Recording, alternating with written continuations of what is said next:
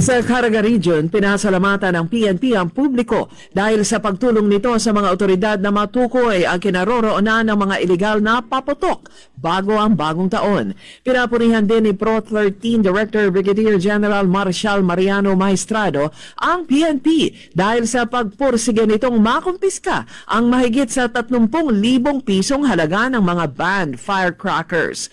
Matagumpay ang Ligtas Paskuhan campaign dahil wala isa mang nabiktima ng paputok sa riyon sa pagsalubong sa bagong taon.